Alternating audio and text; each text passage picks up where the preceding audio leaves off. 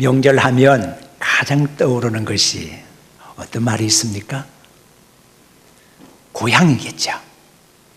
명절을 맞이하게 되면 사람들의 마음이 부산합니다. 고향 생각하느라고요. 명절 때가 되면 사람들의 발걸음이 바쁩니다. 고향 찾아가느라고요. 가는 길이 멀고 험합니다. 많은 사람들이 동시에 움직이고 있기 때문에 민족의 대이동이 있다고도 볼 수가 있는 때가 바로 명절 때입니다. 그러면 사람들은 왜 이렇게 명절 때가 되면 고향으로 찾아가려고 하는 것일까요? 여러 가지로 설명을 해볼 수가 있겠지만은 한 서너 가지로 설명이 가능합니다. 먼저 첫째는 귀소 본능입니다. 사람에게 있는 여러 가지 본능 가운데서 본래의 자리로 찾아가려고 하는 본능이 있다는 것입니다. 그리고 또 한 가지는 나그네의 본능이 사람들에게 있습니다. 아무리 잘 살고 이 땅에서 발붙여 사는 동안에 행복하다고 해도 나그네로 살고 있다고 하는 것을 부인할 사람은 없습니다. 어떤 사람이 조사를 해보았더니 사람이 자기 고향에서 태어나서 고향을 떠나지 않고 고향 산천에 묻혀서 그대로 사는 경우는 10%밖에 안 된다는 거예요. 90% 이상의 많은 사람들이 고향을 떠나서 객지 생활을 하게 된다는 거죠. 객지 생활을 하다 보니까 고향으로 돌아가고 싶은 마음이 생기는 거예요. 나그네는 떠돌이하고는 다릅니다. 출발지가 있고 목적지가 있습니다. 이게 바로 나그네 모습이라고 볼 수가 있습니다. 또한 사람에게는 안식하고자 하는 본능이 있습니다. 일을 하였으면 일한 이후에는 쉬고자 하는 거 있지 않겠습니까? 허리 굽혀서 열심히 일한 사람은 한 번씩 허리를 펴려고 합니다. 열심히 달리던 사람은 잠시 멈추어서 숨을 고르려고 합니다. 쉬기 위해서인 거죠. 의자에 앉아서 열심히 책상머리에서 몰두하게 공부하던 사람은 잠시 의자에서 일어나서 운동을 합니다. 컴퓨터의 화면을 바라보면서 열심히 몰두하였던 사람은 컴퓨터 화면에서 조금 떠나서 창문을 열고 높은 푸른 하늘과 넓은 들판을 보려고 합니다. 눈이 좀 쉬고 싶기 때문에 그런 거겠죠. 사람에게는 누구에게나 쉬고 싶은 안식하고자 하는 그런 본능이 있다는 거예요. 그런 사람은 어디로 가면 가장 쉴 곳으로서 부담이 없는 곳일까 생각해 보니까 고향이라는 곳이에요.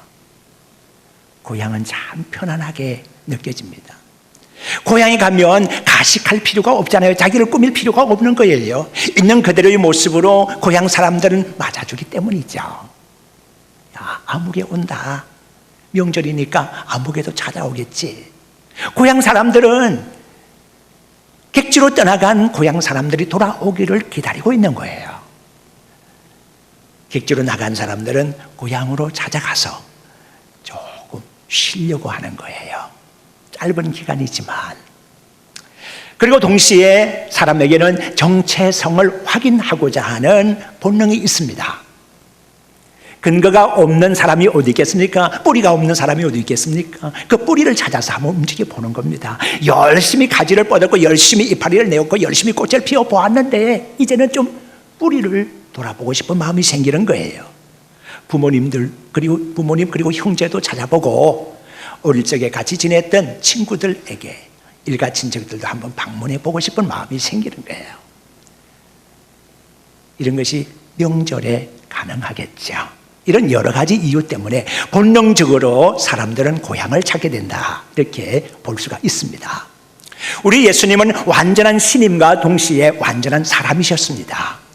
우리 예수님은 반신 반인이 아니라 완전한 하나님이시기도 하시고 완전한 사람이기도 하셨습니다. 그렇기 때문에 사람으로서 가졌던 모든 본능과 모든 욕구를 그대로 가지고 계신 분이 예수님이셨습니다.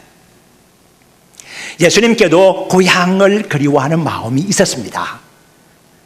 항시 찾아갈 수 있는 것이 아니었고, 오늘 이 본문의 말씀 보니까 예수님께서 고향 마을을 방문하였던 기사가 기록이 되어 있습니다.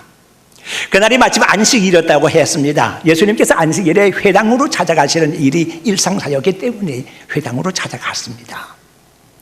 많은 사람들이 환영하든 환영하지 않든, 사람이 있든 없든 예수님께서는 안식일에 회당으로 가셨어요.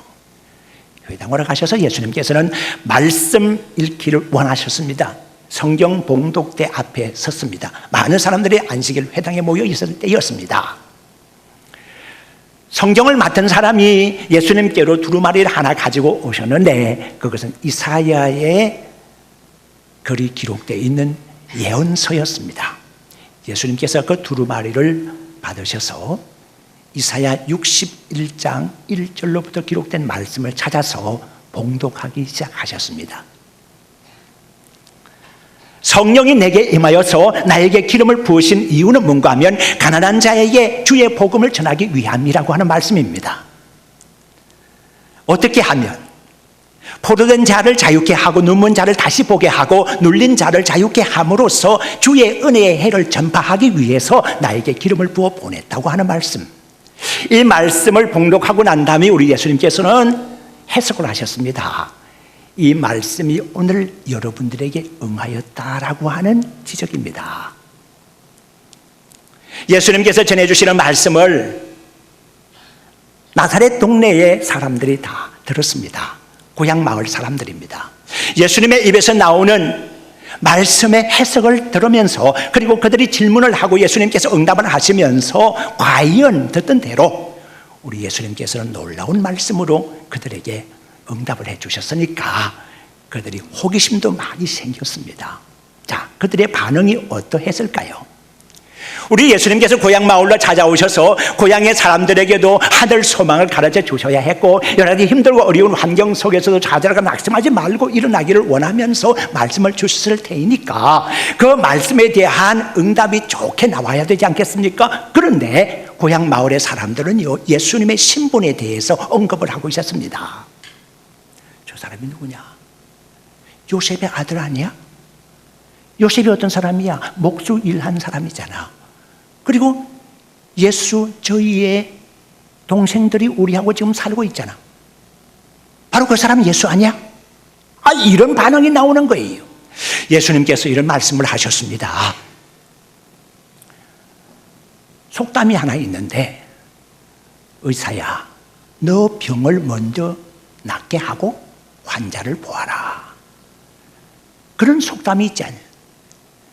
의사가 병이 들어서 골골하고, 의사가 병이 들어서 지 병 고치지 못하면서 어째서 남의 병을 고치려고 하겠느냐? 그러니까 자기 병부터 고치고 난 다음에 남의 병을 진맥하고 남의 병을 고치려고 해야 그게 정상적인 것이 아니겠느냐? 마찬가지로 내가 나사렛 동네 사람인데 지금 다른 곳에 가서, 가브나움 땅에 가서 귀신을 쫓아내고 병든 사람을 고치고 말씀을 전하고 그렇게 했던 것에 대해서 이제는 예수님께서 고향 마을로 와서 그런 말씀을 좀 전해주면 얼마나 좋겠느냐. 고향 마을 사람을 구원 먼저 하고서 외지에 나가면 좋지 않겠느냐. 이런 속담에 응해서 내가 여러분들에게 와서 이 말씀을 전하고 있는데, 어째서 여러분들의 마음은 그렇게 막혀 있는 것입니까? 과연 선지자는 고향에서 영접을 받지 못하는 바로 그것이로군요. 예수님께서 지적을 하셨어요. 많은 사람들이 예수님께 대해서 좀 더 가까이 접근을 했습니다. 저 말이 무슨 말인가 싶어서일 겁니다. 그런데 예수님의 말씀은 좀 더 깊어지고 현실적으로 다가오게 됩니다. 여러분, 엘리야 시대를 생각하게 됩니다. 그때 3년 6개월 동안 땅에 비가 오지 않아서 많은 사람들이 기근으로 인해서 굶어 죽고 있는데, 엘리야가 시돈 땅에 있는 사렙다 과부의 집에 가서 연명을 하게 되었고 그 집이 은혜를 입게 되었습니다. 그래서 살게 되었지 않습니까? 왜 이런 일이 이방 땅에서 일어나는 것입니까? 이스라엘 땅에 많은 굶주리는 사람이 있고 이스라엘 땅에도 많은 과부들이 있는데 왜 하필이면 시돈 땅에 있는 사렙다의 과부에게 이런 일이, 은혜로운 일이 일어나는 것입니까? 어째서 이스라엘 사람들은 이런 혜택을 못 보는 것입니까? 사람들의 마음이 뭉클해졌습니다. 저게 도대체 무슨 말을 지적하려고 하는 것이냐? 우리의 잘못을 지적하려고 하는 것이 아니냐? 또 예수님의 말씀이 계속됐습니다. 엘리사 때에 이스라엘 땅에 많은 문둥병자들이 있었는데 그런 사람 한 사람도 고침을 받지 못했고 수리아 사람, 즉 아람 사람 군대 장관이었던 나만이 고침을 받지 않았습니까? 어째서 이스라엘의 많은 문둥병자들은 고침을 받지 못했고 은혜를 입지 못했고 이방 땅 나만이 은혜를 입었습니까? 어째 이런 일이 있는 것입니까? 나사렛 마을 사람들이 예수님께 대해서 분노를 폭발하게 됩니다. 듣고 보니까 우리를 지적하고 있는 말이로구나.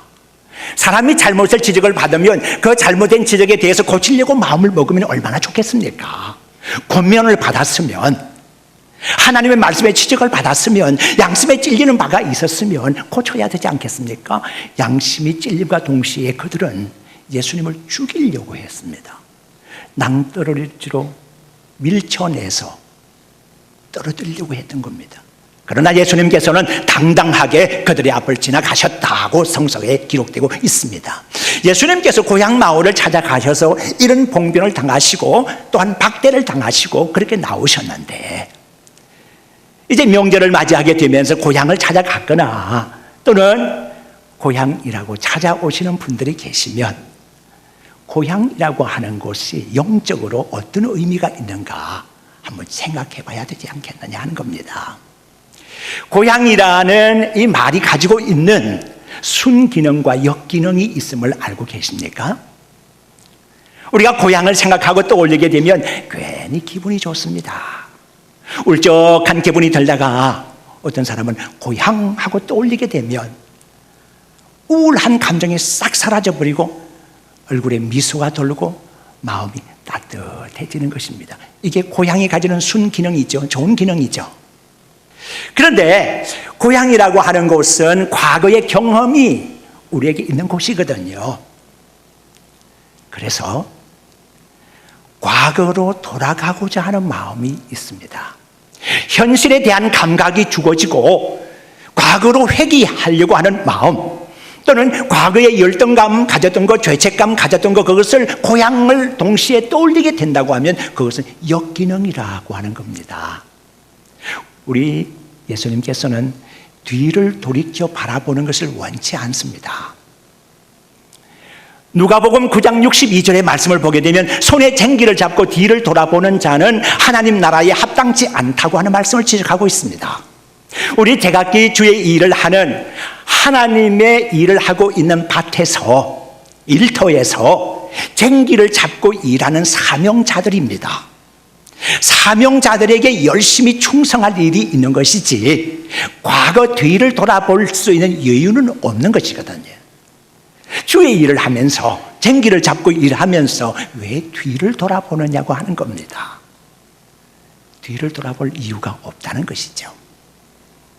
바울 사도는 빌립보 3장 13절 14절의 말씀에서 이렇게 지적하고 있습니다. 나는 오직 지난 일들을 바라보지 않고 앞에 있는 것, 위에 있는 것, 표대를 향하여 예수 그리스도 안에서 하나님이 주신 부름의 상을 위하여 쫓아가노라 그랬습니다. 뒤를 향하여 바라보는 것이 아니라 앞으로 향하여 바라보고 있으며 목표를 밑에 두지 아니하고 위로에 두고서 하나님께서 주실 그 상을 바라보면서 쫓아가느라고 했습니다.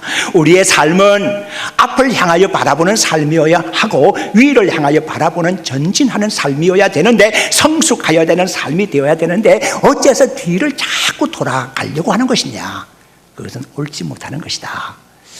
고향이 가지고 있는 순기능과 역기능을 여러분들이 명심을 하셔서 고향을 떠올려 보면 힘이 나고 고향을 떠올려 보면 응원자가 생기는 것 같고 그런 감성을 가져야 된다는 거예요. 과거를 돌아가려고 해서는 안 돼요. 그래서 고향이라고 하면 옛 사람으로 돌아가는 사람이 있습니다. 사람 한 사람을 두고서 새 사람과 옛 사람의 모습이 나타날 수가 있습니다. 새 사람은 예수 그리스도 안에 있으면 새로운 피조물이라 보라. 있던 것은 지나갔다. 새 것이 되었다. 고린도후서 5장 17절의 말씀처럼 예수 그리스도 안에 있으면 새로운 피조물로 새로운 삶으로 나가야 되는데 자꾸 구습을 쫓아가는 사람으로 나가고 있다는 말이죠. 그 대표적인 것이 고향으로 돌아가서의 옛날로 돌아가는 겁니다. 고향에 왔습니다. 친구들이 함께 모였습니다. 전화가 돌아갑니다. 아무개 아무데로 모여라. 그렇게 해서 친구들이 함께 어우러지게 되면 무엇이 돕니까? 한 잔씩 하자. 우리 옛날에 어렸을 때 그렇게 했지 않냐? 그러고서는 한 잔씩 하자는 겁니다. 그렇게 되면 이 사람은 현재의 나라고 하는 것을 잊어버리고 과거의 자기로 돌아가는 겁니다. 그렇지, 과거에 내가 그랬어. 자네들하고 참 재미있었지. 그리고 한 잔 술을 받아 마십니다. 그러고서는 화투장이 또 돌아갈 수가 있습니다. 노름판이 벌어지는 거죠. 이거 이래서야 되는 것입니까? 과거로 돌아가면 안 되는 거잖아요. 옛 사람으로 돌아가면 안 되는 거잖아요. 좋은 방향으로의 전환은 좋지만 좋지 않는 방향으로의 전환, 바람직하지 못하는 곳으로의 전환은 이루어져서는 안 되는 것이거든요. 고향이라고 찾아와서 고향 일가 친척 형제들끼리 모이게 되면 이런저런 일로 좋은 일도 있겠지만 안 좋은 일도 있을 수가 있잖아요. 과거의 기분 나쁜 일들을 드러내놓고 왈가왈부하면서 명절을 거꾸로 보내는 사람들이 있습니다. 이래서는 안 되겠죠. 소돔 고모라 땅에 살았던 롯과 그 아내와 그 자식들을 생각을 해봅니다. 하나님께서 그 땅을 다시 천사들을 보내서 알아보게 하셨습니다. 그러고 난 다음에 소돔 고모라 성을 멸하기로 하나님께서 마음을 먹었을 때에 롯과 그 가족들을 빨리 성에서 도망가라고 했습니다. 들판에서 머무르지 말고 시간이 촉박하니까 빨리 도망을 해서 멀리 산으로 가라고 했습니다. 그들이 움직였습니다. 미적하니까 하나님께서 그들의 손을 잡아서 끌어냈어요. 그렇게 해서 떠나는데 분명히 하나님의 말씀은 뒤를 돌아보지 말라고 했어요. 롯이 아내의 손을 잡았습니다. 그리고 걸음이 늦으니까 빨리빨리 가자고 재촉하면서 딸들은 먼저 가게 하고 자기 사랑하는 아내의 손을 붙잡고 가는데 소돔 고모라 성 멸망하는 소리가 들리잖아. 와지직 하면서 하늘에서부터 소돔 고모라 성을 멸하게 하는 유황불비가 쏟아지는데 냄새가 나오는데 그곳을 바라보면서 그만 롯의 아내가 뒤를 돌아본 거예요. 도대체 무엇 때문에 롯의 아내가 뒤를 돌아본 것일까요? 멸망하는 소리에 대하여 남겨놓고 온 자기의 재산이나 그리고 모든 사람들이나 그리고 예정이 그리워서 돌아보았을까요? 그렇게도 하나님께서 돌아보지 말라고 하였던 것을 롯의 아내가 그냥 뒤를 돌아본 거예요. 롯이 붙잡았던 아내의 손이 차디찬 손으로 변합니다.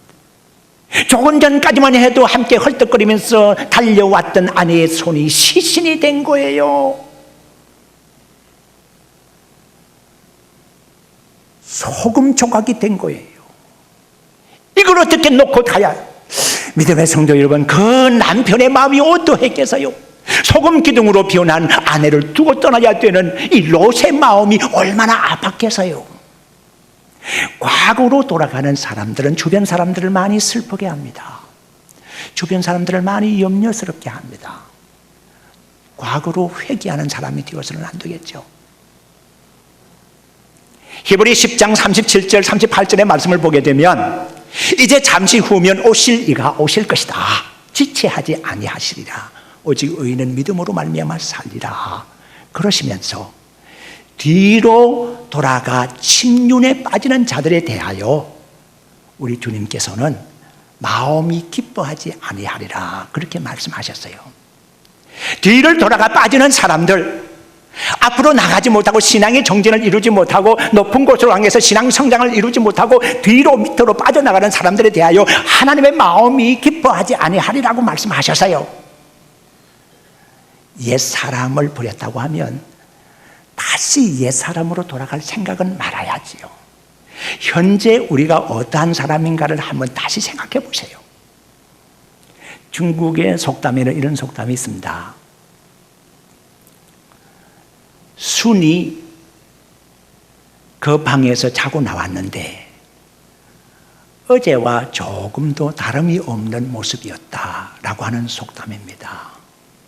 이 속담에 대한 배경 얘기가 이런 얘기입니다. 요임금이라는 분이 계셨는데 그 요임금은 아주 선한 임금이었습니다. 그리하여 다음에 누굴 왕으로 세울까 왕위를 양도를 해줘야 되겠는데 자기 자식에게로 왕위를 양도하지 않기로 마음을 먹습니다. 자기 아들 단주라고 하는 왕자는 마음이 유약할 뿐 아니라 마음이 총명하지가 못하고 국민들을 이끌고 나갈 수 있는 그런 왕으로서의 자질이 없는 사람이야. 아무리 자기 아들이지만 아들에게 왕위를 양도해 주지 않기로 마음을 먹으면서 재상들에게 그리고 신하들에게 좋은 사람을 천거하라고 해서요. 그래서 천거받은 사람이 한 사람 있었는데 그 사람이 누군가? 역산성에 살고 있었던 순이라고 하는 청년이었습니다. 칭찬이 자자했습니다. 총명하기 거지없는 사람이라고 했습니다. 요 임금이 순을 만났습니다. 그리하여 이렇게 저렇게 테스트를 해보는데 정말로 총명한 사람이었어요. 그래서 궁궐에서 하룻밤을 지내게 했어요.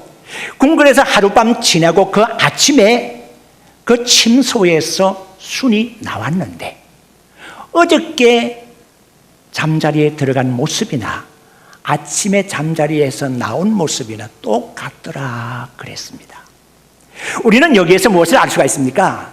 순이라고 하는 사람은 농가에서 촌가에서 살 때의 모습이나 그리고 궁전에서의 하룻밤 잔 모습이나 똑같더라는 거예요. 촌가에서 농부에서 살 때는 보잘것이 없고 옹색하게 살았는데 궁전에서 하룻밤 지나고 난 다음에 바로 목이 곧고 어깨가 올라가고 거드름을 피우는 사람이 되었다고 하면 내가 많은 사람들에게 인정을 받았고 왕에게도 인정을 받았다는 생각에 스스로 교만증에 걸린 사람이었다고 하면 하룻밤 자고 났을 때 그 모습이 달라질 수가 있지 않았겠습니까? 그런데 순이라고 하는 사람은 조금도 달라지지 않았다고 하는 것입니다. 고향으로 찾아가는 사람들 가운데서 장로님이 계실 것이고 안수집사 권사님이 계실 것입니다. 성가대원이 있을 것이고 교사도 있을 것입니다. 고향에 가서 자기 신분을 싹 감춰버리고 내가 장로라는 것을 감춰버리고 옛날 친구들과 함께 어울리면 되겠느냐? 오히려 그곳이 하나님의 나라를 전하는 복음 전도의 장소가 돼야 되겠고 신앙을 더 경성하는 그런 장소가 되지는 못할지언정 오히려 거기에 함몰되었어야 되겠느냐? 좋지 못한 것에 빠져서야 되겠느냐? 믿음의 성도 여러분, 자기의 현재의 위치를 바르게 파악하고 어디에 가든지 똑같은 사람이 돼야 합니다. 교회 안에서의 사람이나 교회 밖의 사람이나 똑같아야 됩니다. 교회 안에서 사명을 수행할 때나 직장에서 일을 할 때나 똑같은 사람이어야 하는 것입니다. 변하면 안 되는 거죠. 달라지면 안 되는 거죠. 명절이 돼서 고향을 찾아오든지 고향이라고 찾아가는 성도님들은 고향이라는 곳이 많은 시험을 가져다 주는 곳이기도 합니다. 명절에 고향을 다녀오면서 나사렛 마을을 방문하셨던 예수님의 모습도 기억해 보시면서 시험에서 승리하시고 믿음을 잘 간직하시기를 주의 이름으로 축원합니다.